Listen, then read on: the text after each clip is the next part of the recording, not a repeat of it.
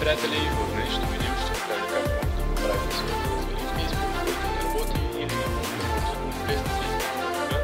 Но преди това дайте палец нагоре и се абонирайте в Telegram и нека да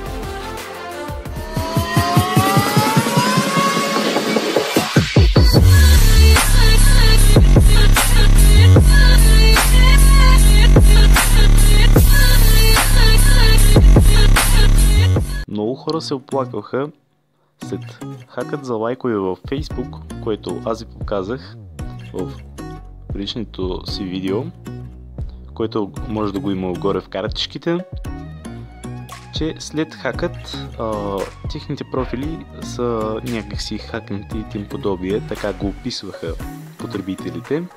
И аз реших да направя видеоклип, в който да ви помогна да си възстановите своя профил. Това се получава най-много и най-често, когато покачвате нецензурирани публикации или така наречени, ако прекалявате също така и с фалшивите лайкове в Facebook, може акаунтът ви да бъде баннат или спрян или задържан за известно време. И в днешното видео реших да ви покажа как може да си поправите своят акаунт, доколкото може. Ако имате нужда от помощ или още нещо, за подробности, може да ми пишете в коментарите или да се свържете с мен през Facebook Messenger. Може да заимите нечи телефон или нечи профил за малко, за да ми пишете. Та и така, нека да продължим към частта, в която ви показвам как да си поправите своя Facebook. Ако ви се появи подобна страничка като моята, акаунтът ви е заключен временно и нещо подобно, просто штракнете върху продължи или продължаване, синято бутонче, след което тук ще ви каже, ще ви попита дали сте били вие и така нататък.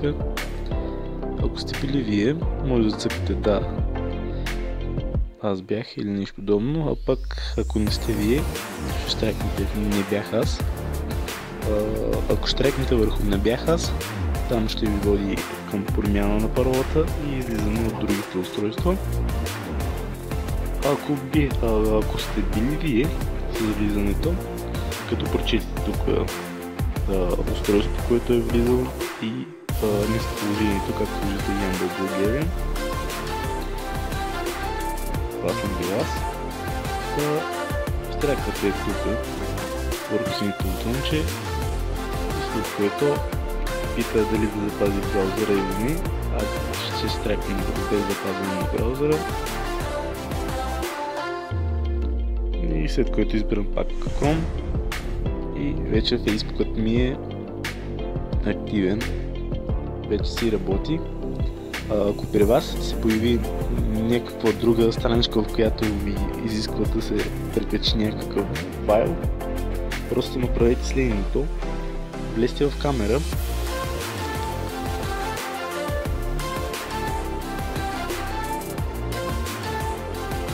намерете място, където е нагоре и след което се снимайте, след като фокусирате камерата.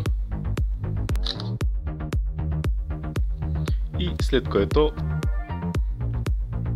пак влезте в своя Facebook профил и след като влезнете, там ще ви изисква да качите някакъв файл за потвърждение, което този файл трябва да е някаква снимка, в който показва вашето лице ясно, че не сте работили така нататък. Фейсбукът ви може да е премахнат или баннат, в смисъл, ако използвате фалшиви лайкове във Facebook, както съм показвал в предишните си видеоклипове. Не прекалявайте хора с много лайковете